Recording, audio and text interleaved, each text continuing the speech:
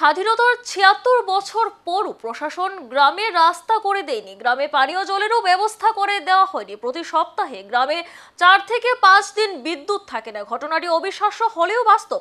তার চাক্ষুষ প্রমাণ পাওয়া গেল ঊনকোটি জেলার জেলা সদর কৈলাসহরের মূল শহর থেকে ১০ কিলোমিটার দূরে হীরাছড়া এডিসি ভিলেজের বেলটিলা এবং কাঁঠালছড়া গ্রামে।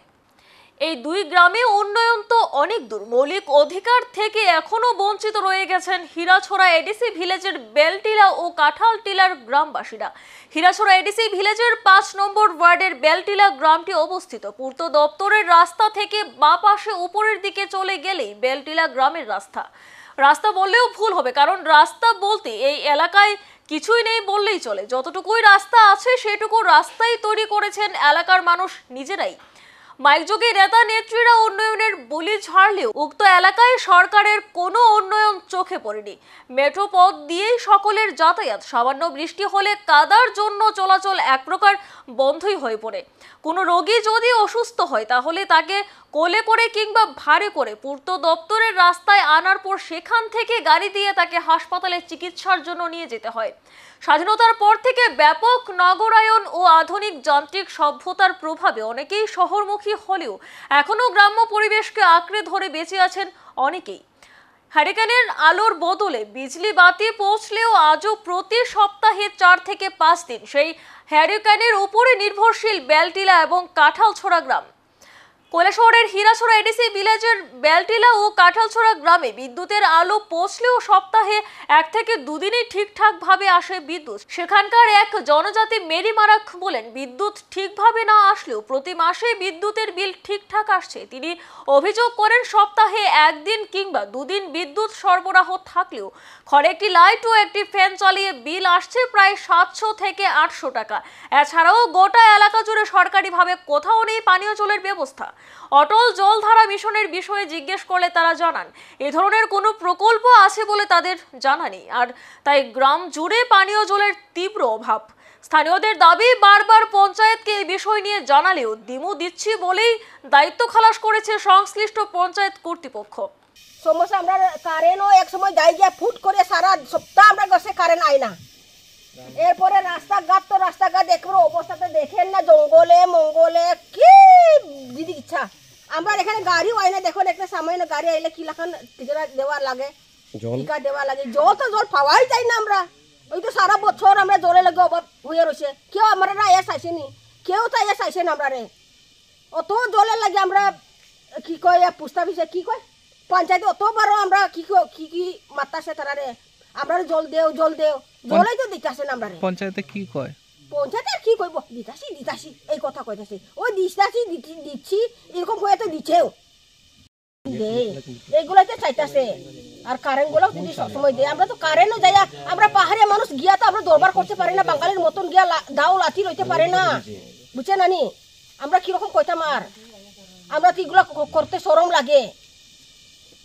আমরা যদি ভালো মতন কারেন্ট দিলাইলে তো আমরা একটু শান্তিতে থাকে। আমরা কত ৮০০-৯০০ কি জলে মাসে ৮০০-৯০০ এরপরে ওখানে তো মানে কিতা কারেন্ট নাই।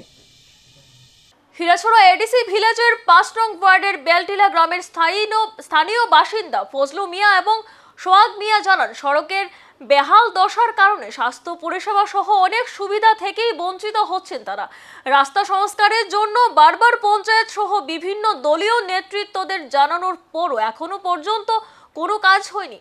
এছাড়াও বিদ্যুৎ পরিষেবা থাকলেও সপ্তাহের ৪ থেকে ৫ দিনই বিদ্যুতের দেখা পাওয়া যায় না। রাস্তা খারাপের ফলে সরকারি জলের গাড়ি মাঝে মধ্যে আসলেও গাড়ি গ্রামের ভেতর ঢুকতে না পারায় প্রায় কয়েক কিলোমিটার পথ হেঁটে এসে পূর্ত দপ্তরের রাস্তার পাশে এসেই তাদের জল নিতে হয়। তাই রাজ্য সরকারের কাছে তাদের দাবি, অবিলম্বে রাস্তা সংস্কার, জল ও বিদ্যুতের পরিষেবার মান উন্নয়ন করা। এটা কোন জায়গা? এটা হচ্ছে বেলটিলা, হীরাছড়া ওয়ার্ড, ৫ নম্বর ওয়ার্ড, হীরাছড়া পঞ্চায়েত। কি নাম আপনার? আমার নাম ফজলু মিয়া। তো এখানে আপনি মানে কি অভিযোগ আপনার? অভিযোগ আমরা অনেক সময় এটা নিয়ে আমরা করছি, এই রাস্তা লাগিয়ে আমরা দাবি জানাইছি, অনেক কিছু করছি। পরে রাস্তাটা তারা করিয়া দিব, হইয়া দেয় না। আমরা রাস্তার লাগিয়া বিভ্রান্তির মাঝে আছি। খুব বেশি সমস্যা রাস্তাঘাটের লাগিয়া, জলের সমস্যা, কারেন্টের সমস্যা। কারেন্ট অল্প বাতাস দিলে কারেন্ট যায় গিয়া, প্লাস পানির গাড়ি আইতে পারে না যাইতে পারে না, আমরা নিজের পকেটে টাকা খরচ করে রাস্তা ঠিক করতে লাগে। সামনে দিক তো হয়তো অদূর পর্যন্ত সোলিং আছে, সামনে যে খাঁচা রাস্তা, একটা গাড়ি যাইতে পারে না, ফায়ার আটে মানুষ যাইতে লাগে। বিচে অনেক গাড়ো বস্তি আছে, মারাকপাড়া, তারপরে আরও মানুষ আছে, গাড়ি যাইতে পারে না, রাস্তা ভাঙ্গা গেছে গিয়া দোষ। খাটল বাড়ি অবধি রাস্তাটা যে অবস্থা আছে, একটা বাইসাইকেল লইয়া যাওয়ার মতো কোনো উপায় নাই। এখন আমার 2 নম্বর হইলে আমরা পানীয় জলের ভীষণ অসুবিধা। আমরা এদিকে এখন পর্যন্ত কোনো জলের কোনো ব্যবস্থা হয়েছে না, এবং জল নাই। আমরা একদম নিচের থেকে, এখান থেকে প্রায় আপনার 100-150 ফুট নিচের থেকে জল উঠাই, মানে খান্দ করে জল উঠাই আমরা এই জল খাওয়া দাওয়া করা লাগে। এই অবস্থায় আমরা আছি। আমরা মানে বড় একটা বেসবর মধ্যে আছি, বেসব বলতে অস্বাভাবিক বেসব। কারেন্টর যদিও আমরা লাইন আছে, কারেন্টর তার আছে, লাইন আছে, কিন্তু 4-5 দিন একটু যদি বৃষ্টি দেয়, এরপরে আমরা 4-5 দিনের মধ্যে আর কারেন্ট পাই না। এমন অবস্থার মধ্যে আছি আমরা। কারেন্ট নাই, জলেরও অসুবিধা, রাস্তার তো অসুবিধা, এটা আপনারা দেখতেই আছেন। আমরা আর হয়তো কি হইমু। পাহাড়ের উপর থেকে মনোরম দৃশ্য দেখলে দেখা যায় কোনো ক্ষেত্রেই এই জায়গা জম্পুই থেকে কম নয়। সৌন্দর্যে ভরা মনোরম পরিবেশ থাকলেও সরকারের নজর এখনো পড়েনি এই গ্রামে। স্থানীয় বাসিন্দা স্বপন মারাকের বাড়িতে গেলে দেখা যায় তাদের বারান্দায় আজও কলা পাতা দিয়ে মোড়ানো বড় একটি পানের বান্ডিল দেখা যায়। এটি দিয়ে কি করবেন জিজ্ঞাসা করলে স্বপন মারাকের স্ত্রী জানান, আজ তিনি ওনার নিজের বাবার বাড়ি ধলাই জেলার আমবাসাতে চলে যাবেন। আমবাসায় পানের দাম বেশি, সেখানে বিক্রি করলে টাকা বেশি পাওয়া যাবে। তাকে জিজ্ঞাসা করা হয় এত ভেতরে জঙ্গলের মধ্যে স্বপন মারাকের সাথে কিভাবে বিবাহ হলো। তখন মৃদু হেসে স্বপনের স্ত্রী জানায় ধর্মীয় অনুষ্ঠানে গিয়ে স্বপনের সাথে দেখা হয়েছিল, তারপর ফোনের মাধ্যমে যোগাযোগ, তারপর তারা বিবাহের বন্ধনে আবদ্ধ হয়েছেন। তাদের একমাত্র পুত্র সন্তান এবছর 8ম শ্রেণী পাশ করেছে। কাঁঠালবাড়ি থেকে সন্তানের পড়াশোনা করা অনেকটাই কষ্টকর, তাই তাকে নিয়ে তিনি আমবাসায় চলে যাবেন। সেখানে একটি স্কুলে সোমবার তাকে ভর্তি করাবেন। এই অবস্থায় থেকে ছেলের পড়াশোনা করানো সম্ভব নয়, তাই ছেলেকে নিয়ে তিনি এখন থেকে বাবার বাড়িতে আমবাসাতে থাকবেন বলে জানান। সরকার মুখে যতই জল জীবন মিশন ও অটল জলধারার স্লোগান তুলুক, বাস্তবে তার অনুরূপ ধরা পড়ল এই গ্রামে। তাই এলাকার মানুষ অপেক্ষায় আছেন কবে তারা পাবেন সরকারি পানীয় জলের সুবিধা, কবে পাবেন সরকারের শহরের মতো উন্নত রাস্তা, কবে পাবেন প্রতিদিন বিদ্যুৎ। Bureau report, news vigilante.